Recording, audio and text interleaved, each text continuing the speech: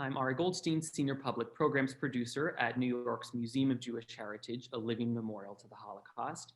And it's my pleasure to welcome you to today's book talk with Deborah Tannen and Maureen Corrigan about Finding My Father, his century-long journey from World War I Warsaw and my quest to follow. Before we jump in, I will introduce our two wonderful guests today. And to those of you in the audience, please feel free to share questions and comments at any time throughout the program in the Zoom Q&A feature or the chat, and we'll get to as many as we can during the Q&A period in the last 15 minutes. Deborah Tannen is university professor and professor of linguistics at Georgetown University.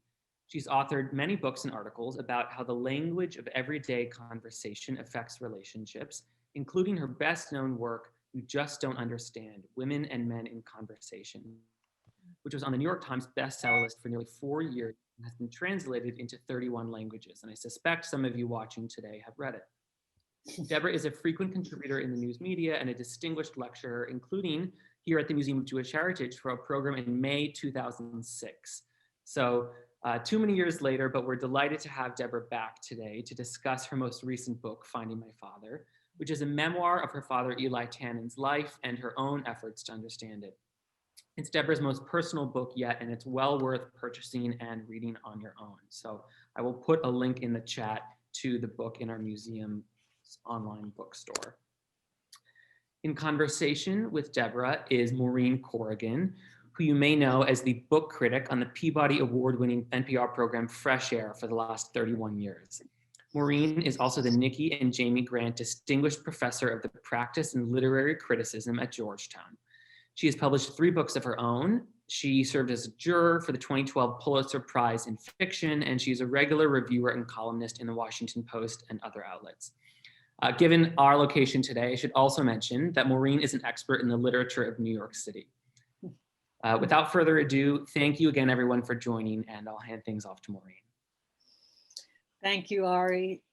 It is such a pleasure, Deborah, to be here, wherever here is in this space with you.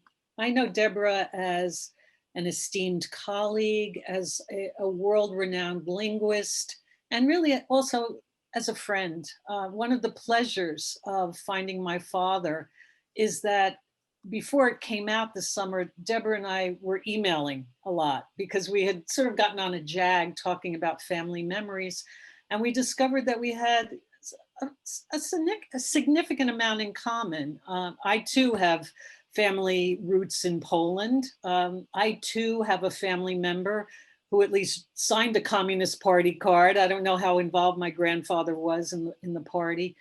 And we also have mixed marriages in common and bad behavior by family members around those mixed marriages. So it was really lovely to find all of that out. But reading Finding My Father introduces you to me, Deborah, in another way. It introduces you as a devoted daughter, a loving daughter. Your father, Eli, was, I think, so fortunate to have a daughter like you to be his chronicler. And your father has to be one of the great recorders of Jewish American life. I mean, it's beginning, of course, with his roots in Poland, and he emigrates with his family when he's 12, comes to this country 1920. And I mean, what a life, but the fact that he kept diaries, letters, journals, photographs. I'm curious, when did you first realize that you were going to be appointed basically his Boswell to his Dr. Johnson? You were going to inherit all of this and be charged with shaping it into a book. Yeah, thank you for asking. And thank you, Maureen, for agreeing to do this. I also have been so fortunate to have you as a colleague and a friend, and was thrilled that we were going to get to do this conversation today together. My father, as I say, he saved every piece, as you've saved every piece of paper that came into his life, but particularly was obsessed with his memories of his childhood in Warsaw. So born 1908, came here in 1920, so it was before, during, and immediately after World War I. And very early on, I would say in the 80s, I got the idea that I would write a book really about his memories of Warsaw before World War, before he came to this country. And he also saved copies of letters he wrote. I think he saved every letter he got, and many copies of many that he wrote. And I came across a letter that he wrote to someone in the 80s saying, Deborah is going to write a book about the Jews of Warsaw based on my memories. Mm. So it did start out as that. And I part of the reason that I wanted to do that was historical. And that's, as you say, a lot of the reason I felt it was worth writing a book. I thought I was going to bring back to life the Jewish community of Warsaw that was destroyed by the Nazis in World War II. But as I started writing, it became very clear that, in the words of one Polish historian, World War I was the twilight of Jewish Warsaw. Mm-hmm, mm-hmm. And many of his memories actually reflected that. So that is how it started. But I adored my father. And when I was a kid, I never had enough time with him. First of all, I'm the youngest of three. So even if he was there, I wasn't getting that much attention. But even more, he was rarely there. He was either working. We can talk about how this happened, but he had quit high school at 14, went to work full-time in the garment district, but became a lawyer. So he was, by going to law school at night. But for various reasons, my first 6 years, he was working in the factory. So that meant working overtime, and then he was very active in politics. And so it was only when he retired at 70 that he had time. Yeah. And so here was an opportunity to spend time with him. And I loved being with him, and I'm a workaholic. I would never have taken time out during the day to go spend hours talking to my parents. But when it became a book I was writing, then I did that. And the more he talked, the more I realized his entire life was worth documenting. So I think it happened gradually, I would say, from the 80s when I started thinking about it, pretty much to the mid 90s when it was pretty clear to me that I would try to cover his whole life. And he began writing down memories for me and giving me all these documents, the journals that he had kept when he was young. You quote from a lot of his letters, a lot of his journals. This book is filled with photographs, which, I mean, what a gift to have these photographs of even your great-grandparents, I think, stretching back into the old country. But I know that this is a good book, ultimately, because I wish I could have met your father. But I'm grateful to have met him in these pages and through his voice. So I wonder if you would give everyone listening a taste of your father's voice from one of the passages. Yeah, thank you. There's his written voice and his spoken voice. And his voice could be kind of stilted because he really learned English from reading. People said that he talked like a book. Some people commented. So let me just tell you a little bit from the beginning, which is his spoken voice. He had a wry sense of humor. So now here he's quite old. He lived to be 98. So it's really the entire 20th century. So this is after my mother had died, and he's about 96, 97, and living in an assisted living facility. I talk to him every day. So for example, I'm talking to him, and I would always start by asking what he's doing and ask as he would, what am I interrupting? That's how he started every phone call. And he would say, nothing, I'm lying down. And I would be concerned. And I said, you can't just lie in bed all day. No, what are you doing? He said, I keep busy, I study the ceiling. That's not enough. I said, it's not the only thing I do. Sometimes I get up and look at the floor. Or another one, I lie in bed because the floor is too hard. Or so if I die, I'll be in position. Oh, God. I'm practicing. I'm going to be lying underground for a long time, but I'll end with a more cheerful one, which is one of my favorites. I arrived for a visit. He was thrilled to see me, but he was surprised. And I said, but Daddy, I've been telling you every day when we talk, I'll be there in 6 days. I'll be there in 5 days. I'll be there in 4 days, right up until yesterday. No wonder I forgot. You keep changing it. You know, that's sort of self-deprecating humor. It's so attractive. I wonder if, I don't know, do you see any kind of connection to his terribly hard upbringing and the deprivations and that kind of rueful humor coming out of that past in Poland? And of course, when he gets to America, he has to leave school at 14 to support his mother, his siblings. It's a tough life. And I think some of that humor comes out of not taking yourself too seriously. Life can knock you down at any minute. I don't know how you No. see it. Yeah, I love that question. It's one of the many things about him that is very Jewish. I think it's a very Jewish kind of humor. Yeah. And yeah, he had no father. His father had died of tuberculosis when he was very young, so he never knew his father. So yeah, he grew up in the extended Hasidic household. I mean, that's really a huge part of his background. He grew up in the family of his mother's parents, very devout Hasidim, and 9 of his mother's younger siblings, although there were more. There are 13 I can tell stories of, and I do tell some. So it was just this one room with his mother and his sister. And yeah, during World War I, they were cold, they were hungry, but he was part of this, as he said, what he loved, the warmth and liveliness of so many aunts and uncles. But yeah, in this country, absolutely, having to leave school at 14, go to work full time in a factory. And really the biggest tragedy of his life from his point of view, or disappointment, frustration, he sacrificed so much to get this law degree, got a master's degree in law, passed the bar, and it was the Depression. And so he was not actually able to support his family as a lawyer until he was 50.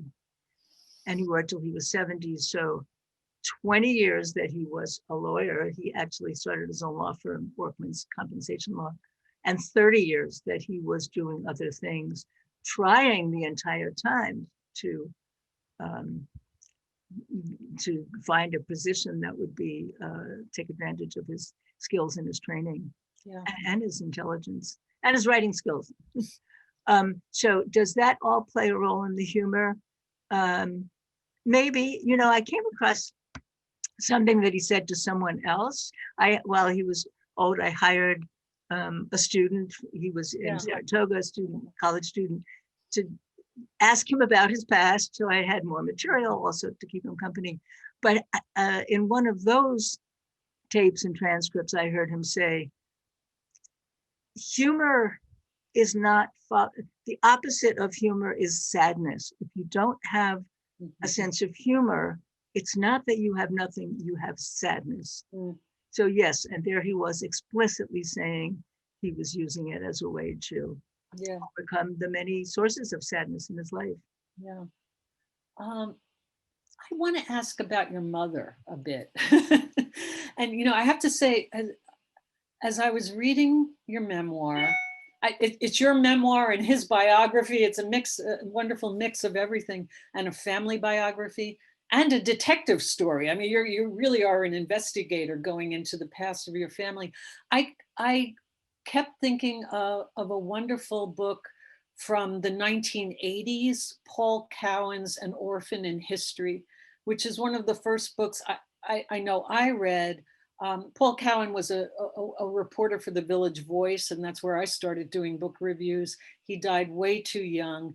And An Orphan in History, it starts off with him writing about the Lower East Side, but through that reporting, he gets interested in his own family history in Lithuania and takes it from there. He has this opening in his book, An Orphan in History, where he says, the story of millions of immigrant families who left their economically and culturally confining old world towns where they were raised and paid for the freedom and prosperity this country offered with their pasts. And I always remember that opening where he's talking about what he wants to do in the book. Your story, your family story is almost exactly the opposite. Your father, he's living it's this continual excavation of his past. He's fascinated with his family's past. So that's not shunted away. But your mother, on the other hand, who I kind of empathize with, when you talk about going to visit your parents when they're retired, and your father launches into another story about life in Warsaw, or something to do with the old country, your mother just says, "Oh, he's talking about his grandfather again, not again." Why do you think? Why do you think she had that attitude of let's enough already?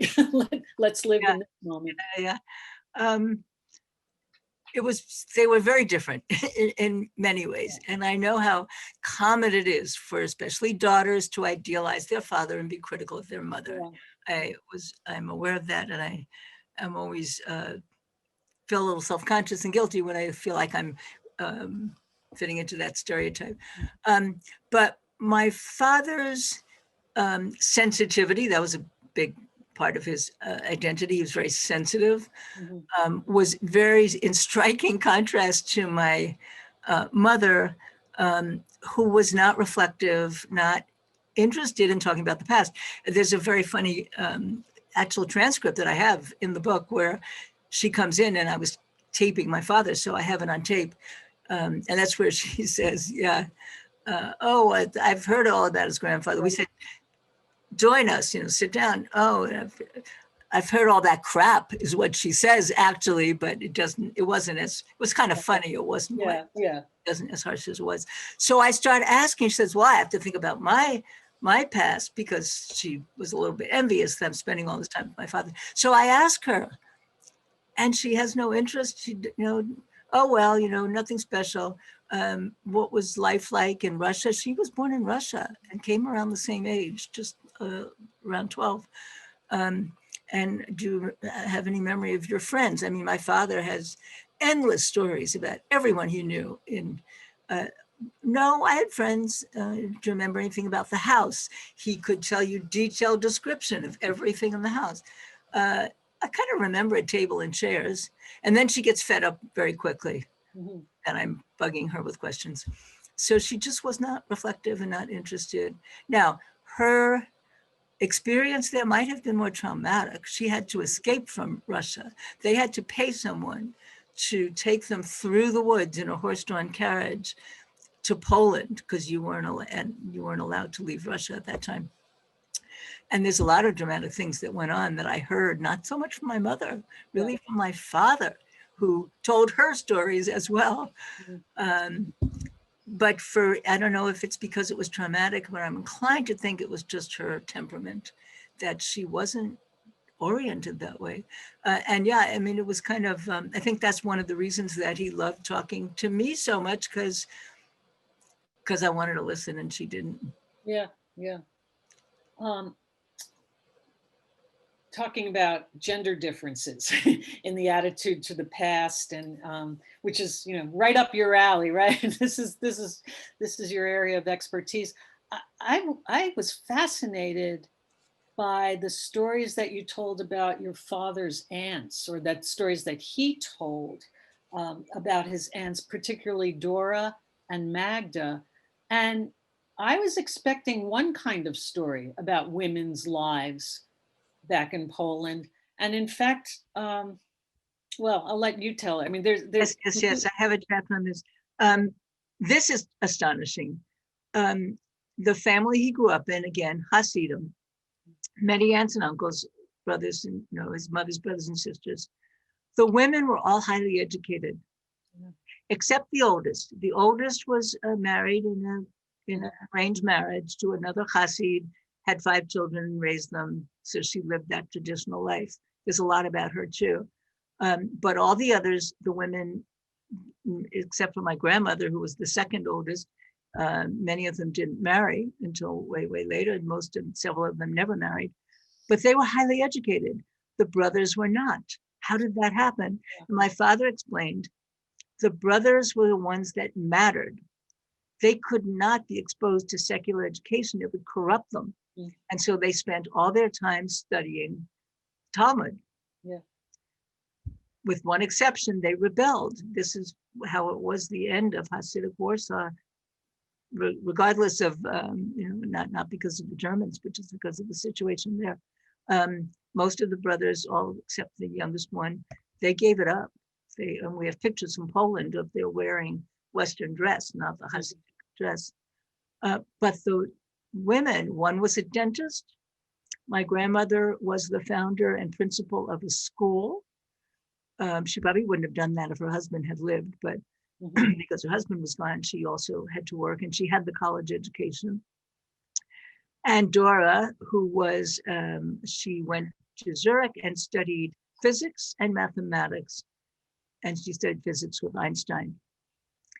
And she apparently had an affair with him, and I've been told that was not unusual. I've talked to several Einstein biographers. But then when Einstein came to this country, she was already here. She came just a little bit after my father. And Einstein moved to Princeton after his wife died. She went to Princeton to be with him and apparently rekindled their affair. And I have lots of ways that I've corroborated all of this. There's one piece I was not able to corroborate. Her sister, the dentist, told my father that Dora had written to her and said that she was pregnant from Einstein and was seeking an abortion, and apparently got one. But there is a handwritten letter from Einstein, letter of recommendation for her in the Einstein archive. Yes. I've known her very well for many years. She's a brilliant physicist and mathematician, and she's a great educator, apparently recommending her for a teaching job, which she never got in this country. He did not marry her. She apparently was devastated.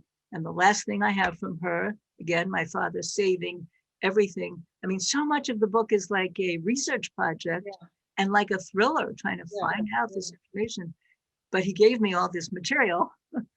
There's a letter that she wrote to her, again, her sister, the dentist, which my father had, and I now have. This is right after World War II. She's in California, which is where she went, apparently, when he wouldn't marry her. And she says, I have finally found a way that I think will work to support myself. She's crocheting baby jackets. For the movie Colony, right? That's how she says, if I can break into the Hollywood crowd, I'll be able to do better than teaching. Yeah, I think someone needs to write a novel about her. That's a life. I don't want to force you to keep telling stories, but just a little bit about Magda, because she's also, I mean, that's another whole history of the Soviet Union that she sort of intersects with. Oh, yes. Okay, so Magda, who I knew extremely well, and her kids live in this country. Her son lives in this country and her granddaughters live in this country. Magda was only 6 years older than my father. So she was more like an older sister than an aunt. And his mother was not kind to him at all. She was very kind to him. He adored her. He followed her around. And this is actually brings in something else very interesting about his story, that here he was raised in this Hasidic family. By the time he came to the United States at 12, in his words, he was already an atheist, a communist, and a Zionist.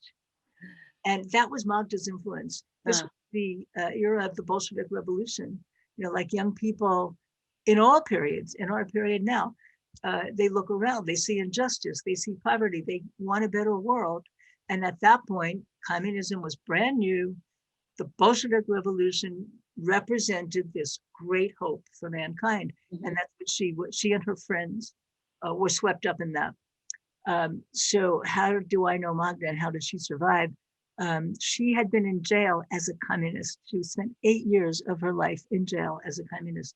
And when the Germans came in World War II, she was in jail in a prison near the Russian border. So her apparently the townspeople let everybody out but the communists, hoping the Germans would get them. But the townspeople apparently let the communists out. She gets over the border to Russia, where most of the Polish communists were sent to Siberia. But apparently she had affidavits from the Ukrainians that she had been in jail with, saying she was loyal to the Soviet Union. So she had a lot of challenges, had a baby that died there, but she did survive.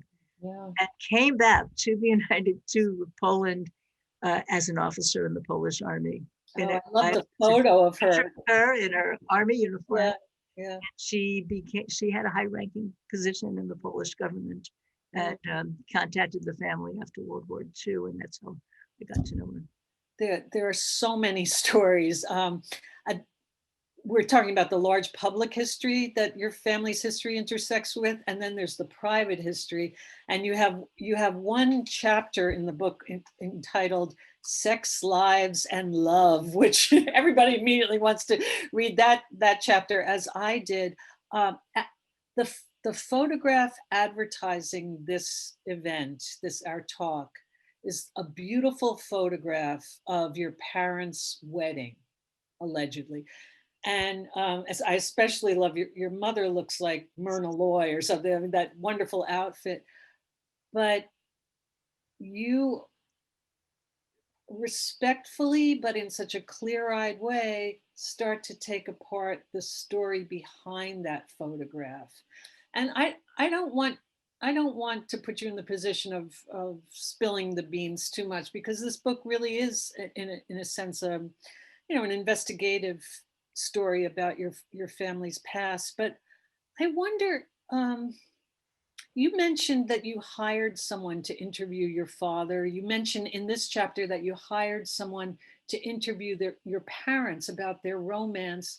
Was it because you were afraid of finding things out and having to sit there in the same room with them and listen to information that would have made you uncomfortable? I mean, how did that work, delving into private material? No, that nothing could be farther from the truth. I adored listening to them, and the more personal they wanted to tell me, the better I liked it. And why that's true, I don't know. There's material, of course, in my father's journals about his sex life, and there was more that he actually told me. Yeah. And there's more that I know than I put in the book, because I wanted some sense of decorum.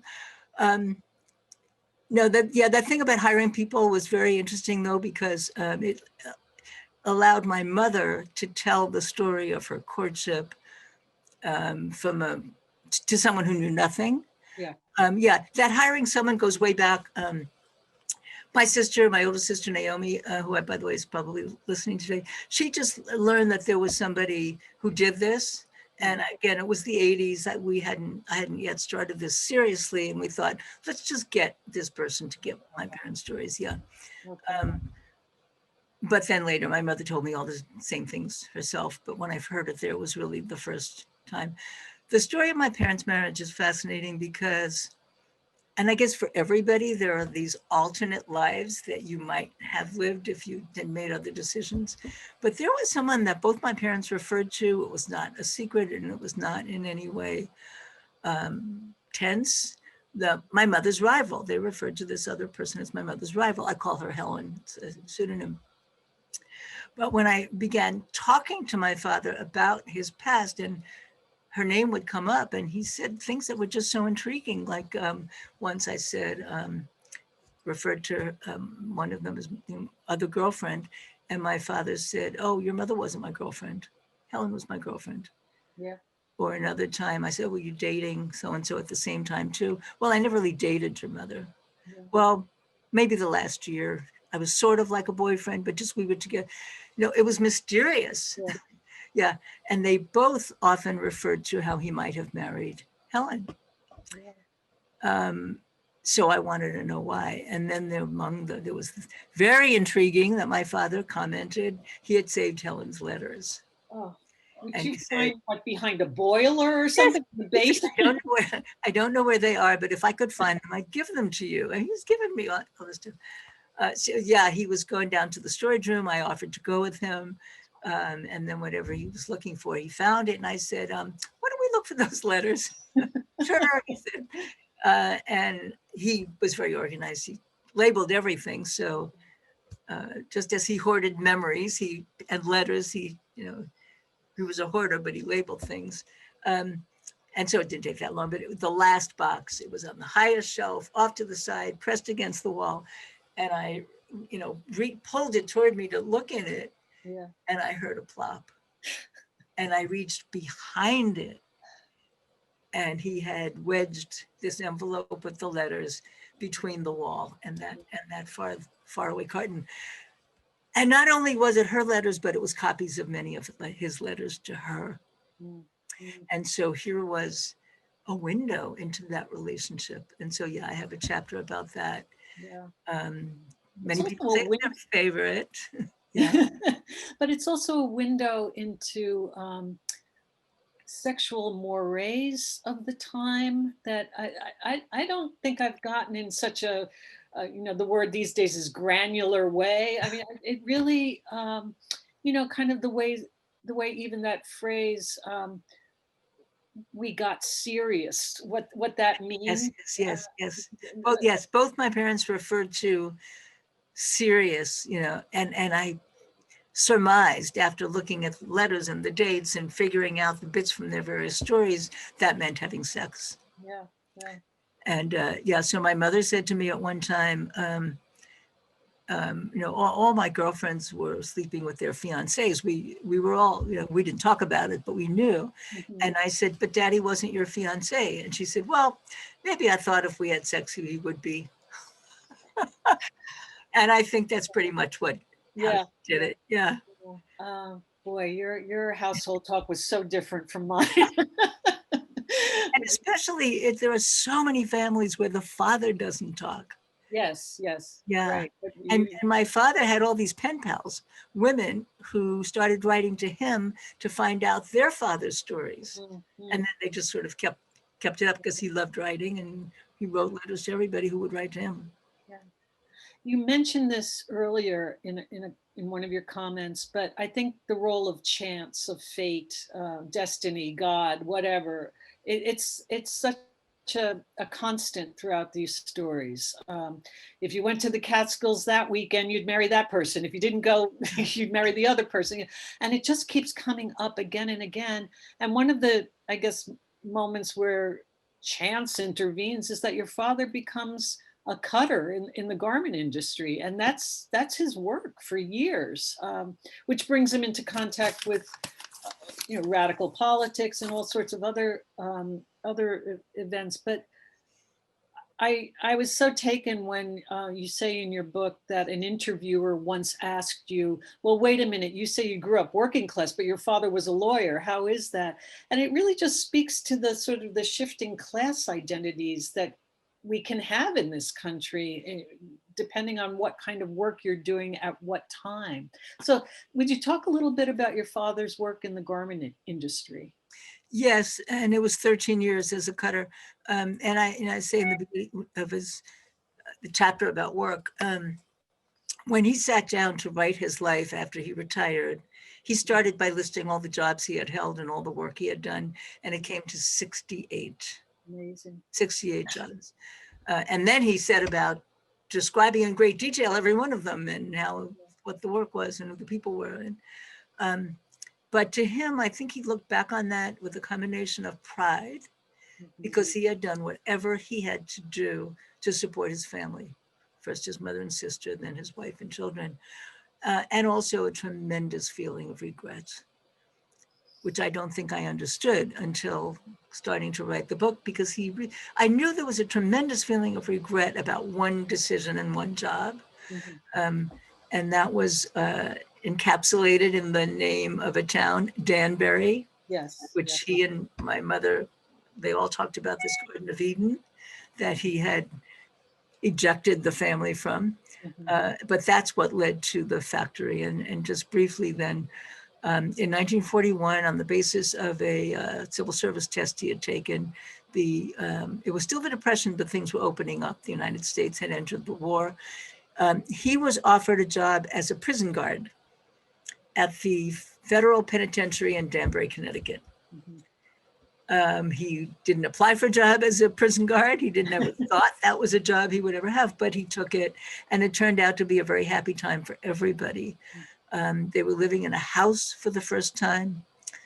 They had a circle of friends, which I now realize I think was a huge part of it, because that was what he lost leaving Poland, this sense of community, being part of this Hasidic community and this large lively, happy, big family. And now family is reduced to this very unhappy 3. But in Danbury, they have a community, and he was doing very well. He was quickly promoted to parole officer. But after about 4 years, on the basis of another civil service exam he had taken, he was offered a job as alcohol tax inspector in Providence, Rhode Island. And he was making $50 a week as a parole officer. That was 6 days a week work. And on the 7th day, on Sunday, he was moonlighting, driving a taxi, selling stuff door to door. And so this new job was going to pay $12 a week more. That's a 25% raise. That was huge. And so he took it. There was no question that that's what he would have to do. And it's something that really crystallized for me a huge difference that I came to understand, again, writing the book, that throughout my life, if I had a decision to make, I asked what I wanted to do. He only ever asked what he had to do. What he wanted to do didn't even figure into it. So he told the warden he's offered this job, he's taking it. The warden tried desperately to talk him out of it. He said, "You're doing such good work, you are going to be a warden in a year. Don't do this." And he said, "There's no chance that a Jew will ever be a warden. There is not one single Jew in the entire federal system." And apparently the warden said that's because there were no Jews in the system. But now that there are, it will not be an impediment. And my father didn't believe it. I have a chapter called "I Feel Like a Jew," which is something my father said when I asked him, "Do you feel more American or more Polish?" He said, "I feel like a Jew." And I came to understand how much anti-Semitism was a part of his life experience. So, but he just took that for granted. He goes to Providence. My mother becomes pregnant with me, the 3rd child. She wasn't that eager to have a 3rd child, understatement of the year. And they were not happy there. She had no friends. They never did have a community. They were living again in an ugly apartment building. She did not want to have this child in this strange city and wanted to go back to New York, where her family, she also has many brothers and sisters. They came back to New York. He was again unemployed. And taking this job as a cutter in the garment district was supposed to be a stopgap measure. He became very active in Liberal Party politics. He had by then quit the Communist Party. He quit in 1939, as many other American communists did when Stalin made a pact with Hitler. And so he was promised a political appointment as a judge if he became active and devoted himself to the Liberal Party, which he did, but it took 13 years. And after they'd been in New York 1 year, one of their friends from Danbury, the one who had taken his job as parole officer when he left, a year later was made warden. And he was Jewish. Oh, yeah, right. He was Jewish. So he realized he had made a terrible mistake. How he would love being a warden didn't figure into it, but what did figure into it is how much he hated working in a factory, having, again, sacrificed so much to become a lawyer. I didn't sense that as a kid. He never complained about it. All I heard was affection for the people he worked with. And so I extended that to affection for the work, but that's not what he felt. I have like 4 million other questions that I want to ask you, but I see that there are a lot of questions in the chat and Q&A. So I do want to just say that by the end of this memoir, I think you arrive at a really profound, clear-eyed, and moving awareness of what makes a good long-term marriage. And again, it wasn't something I was expecting at the end, because you chart so many of these moments in your parents' marriage where it seems like they're miles apart. And even from the beginning that he has this other girlfriend, blah, blah, blah. And it's a really wonderful moment. And maybe it also speaks to the fact that you are your father's daughter and you've got this kind of poetic awareness of the possibilities that life can offer in unexpected ways. Would you finish? There's a beautiful moment that your father recollects about his childhood toward the end of the book, and I wonder if we could finish our part of the conversation by you reading that passage. Thank you. Thank you for asking me to read it. This is an epilogue. Yeah. So as I said, my father didn't know his father. He only saw his father 4 times in his life. And he describes those 4 times, but in only one of them, his father actually speaks to him. So this is just a short paragraph of his writing, recalling his father, or transcript of what he told me. The only other time I remember seeing my father is also the only memory in which he spoke to me. I was walking with him in the country and we came to a brook. He wanted me to cross it with him, but I was afraid. I was convinced the bottom was quicksand and would suck me in. He picked up a large green pine cone and threw it into the water to show me that it didn't sink. For some reason, that reassured me, and I crossed the brook with him. Later, we came to a field of wheat. I still recall it as one of the most beautiful sights I've ever seen. The yellow wheat curved in the breeze as far as I could see. I asked my father if the wheat field went to the end of the world. I love that because, wow, a little child, he was 6 when his father died. He was probably 4 or 5 at the time. Yet he remembered and had that sense, does the wheat field go forever? My sense and my comment that I make, I think he remembers it as one of the most beautiful things he'd ever seen because he was with his father. Of course, yeah. The only time in his life that he actually was with and talking to his father. The others are all memories of standing by while his father is talking to his mother. Yeah. And I realized that, and I hoped that sense of comfort from at least that one time, spending time with his father, may have stayed with him in some way.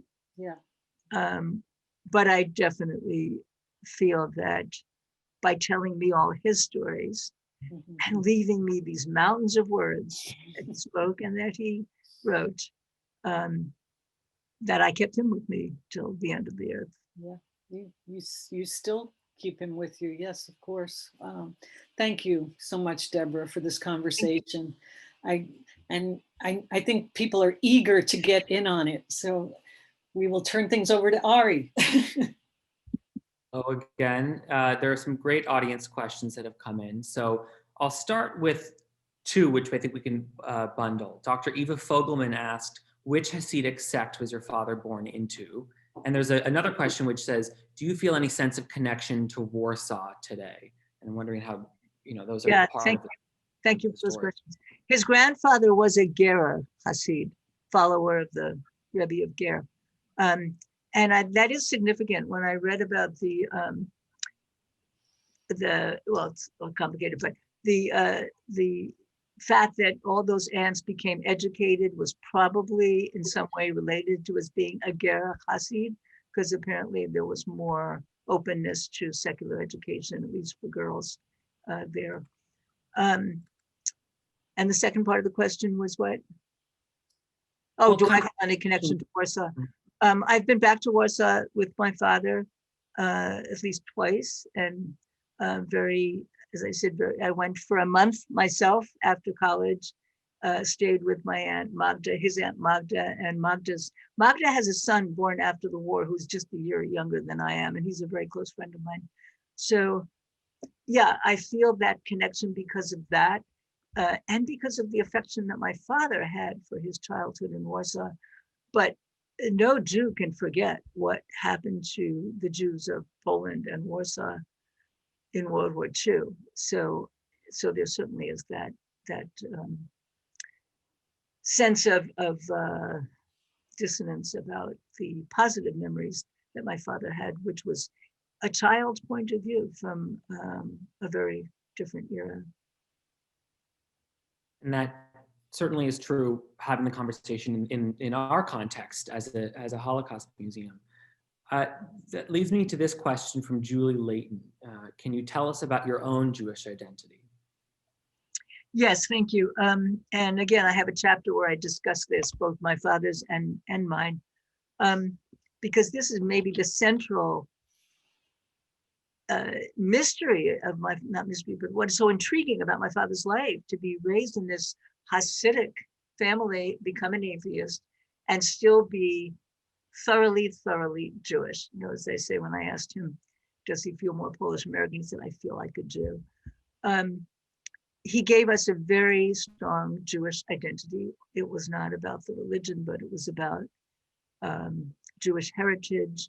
And you know, what is Jewish identity really? And I talk about how everything about the way we grew up was Jewish.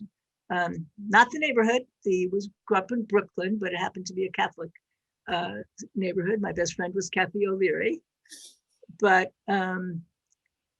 relatives all born in both my parents' siblings and aunts and uncles, all born in the old country. And I think my father really absorbed the Hasidic stance on life and ethic. He would make fun of the fact that when he was a kid, he was taught to say a prayer over everything, even going to the toilet. However, he was always saying how lucky we are that we have flush toilets, how lucky we are. You open the faucet and you get clean water, how lucky we are. We have plenty of food to eat. That's the idea of prayer. That's why you say a prayer over every living thing, everything. It's a sense of gratitude, which he had. Everybody I talked to about him used the word kind. And I came to understand from reading that kindness is at the heart of Hasidic belief. You know, Jewish observance is very interesting. I always have a mezuzah on my door. I can't imagine having a home without a mezuzah on the door. I can't imagine not lighting Hanukkah candles. I can't imagine not having a Seder. We had huge family Seders when we were young, and now we have with family if we can, and close friends if not. So there are these fundamental Jewish observances that are part of our lives. Actually, my sister Naomi has become more observant. She's always lights candles Friday night, and recently we've all been doing it on Zoom, extended family. But my father couldn't understand her becoming observant. And he once said to me, where did I go wrong? That Naomi became observant. So it's this irony of being very skeptical of the observance, which for him was related very much also to his entire childhood being spent at Cater, the religious school, and saying that he was miserable there, and also realized what he thought it was irrational. Yeah, so this is too much of an answer, but too long of an answer, and I obviously only scratching the surface, but I do have a lot of discussion of that in that chapter. But yes, he gave us a very deep sense of being Jewish. It is as much a part of my identity as being American and being a woman. I'll interrupt the audience questions briefly with a question from a museum colleague, which is, could you tell us about how your career as a linguist has overlapped with your Jewish identity? I know you've done early work on New York Jewish conversational style. It's not about finding your father, but it's fascinating, and I think a lot of our audience will enjoy hearing a bit about it. Yes. Thank you for asking that. Yeah, so that's another way that I say I'm being Jewish is so much a part of my identity. My doctoral dissertation and my first book were about New York Jewish conversational style. And that was the basis for my, one of my most important contributions to my field of linguistics. This idea that people have conversational styles. You talk in ways that just seem the way to say what you mean. Mm-hmm. If you talk to somebody whose conversational style is different, they may think you meant something different, and you may get the wrong impression of them, and they may get the wrong impression of you. And you can see the kernel of the book You Just Didn't Understand, also coming from that that framework and that perspective. But even, I would say, even the close attention to language is fundamentally Jewish. It's the Talmudic study. My very first academic paper that I had published, my father read it. My mother didn't read my academic papers, my father did. And he called me and he started telling me, how much he admired it. And then he said, that kind of reminded me of the hours that I spent in Cheder, picking apart words and studying Talmud, and you had to go so deep. And then he was sort of working himself into a bit of a frenzy about how much he hated all those hours having to do that. And he ended up saying, I don't know how you can stand it. But it was just certainly from him that I got that perspective. He was always picking apart words. Just a tiny example. That woman who we hired to interview them, at one point, she asked him, how do you like to remember your grandfather?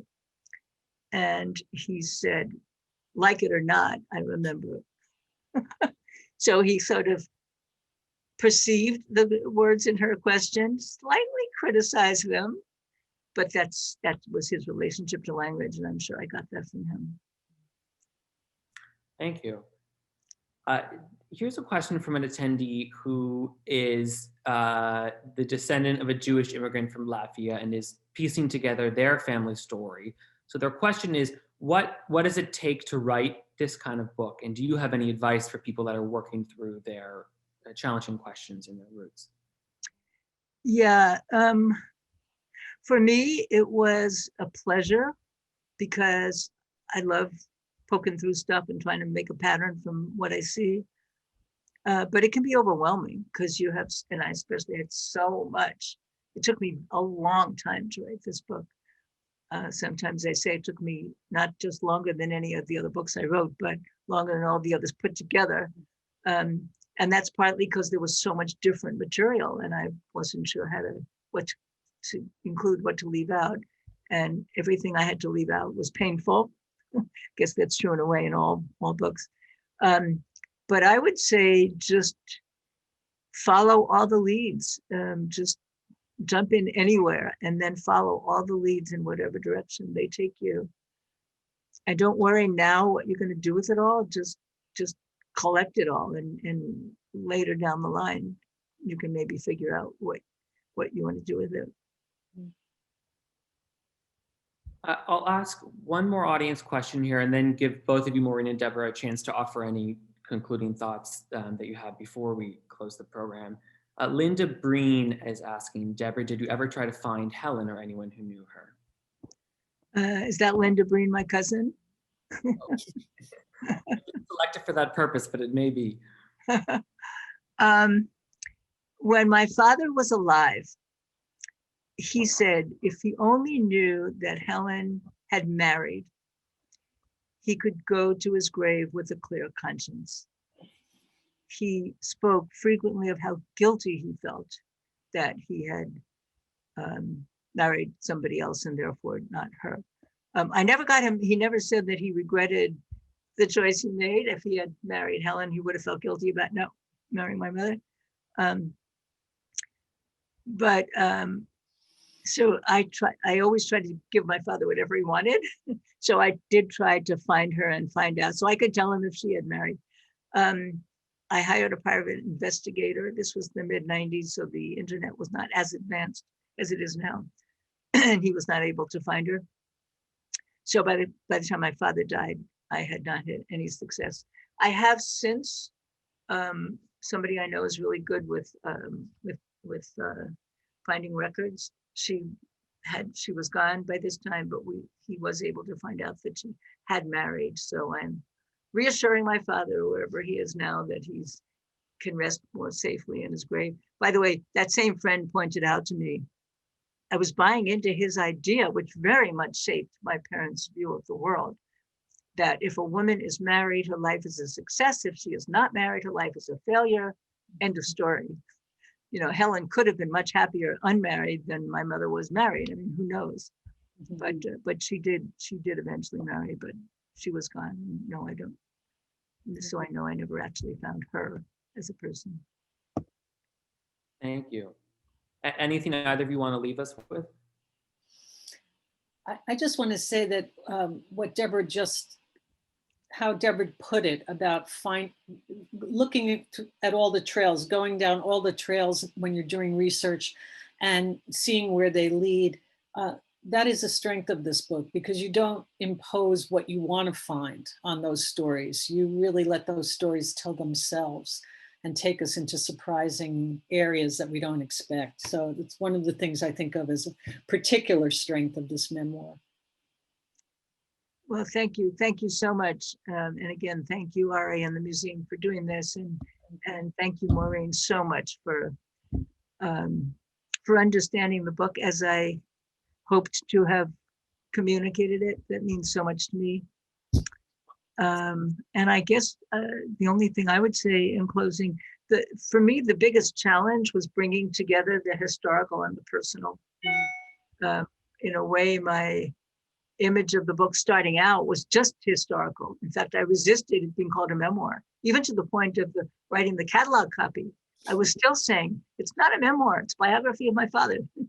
But at each revision, and it went through many revisions, I was adding more and more of my own relationship to him. And so I finally had to realize it was. But so I guess bringing those two threads together was what was really important to me. And I think, maybe that is something that will be significant really to other people too, thinking about how finding more about your parents' history, yes, it's your history, but it also helps you understand your relation to them on a day-to-day basis and who their lives were. Maybe I'll end with this one quote that I kind of like. I had come across a quote in a short story by Ethan Kanan, and in the story he's talking about turning on a TV show in the middle, but he says, "I came in too late to understand." And in a way, we come into their lives too late to understand our parents, but we still want to. And I guess there's more understanding is possible than I would have known before I started this. Well, thank you for sharing it with us today, Deborah. And thank you so much, Maureen, for being our interlocutor to Deborah's family story. This has been really wonderful and fun for me to listen to both of you. And I know we're getting great comments from the audience. I want to thank all of you for tuning in and remind you that all the museum's work, our exhibitions, our educational programs, and public programs like this are made possible through the support of our donors and community members. So if you can, this holiday season, we ask you to please support the museum. I put a donate link in the chat. And we host a regular schedule of public programming, including a book talk next week with author Heather Morris about her novel Silka's Journey. She'll be in conversation with Lois Lowry. So if you are interested in that, the link is also in the chat. Please feel free to get in touch with the museum anytime. And I just look forward to seeing all of you on our future programs, and Deborah and Maureen, hopefully seeing you at some point in the not too distant future. Thank you again for your time and your insight today. Thank you. Thank you.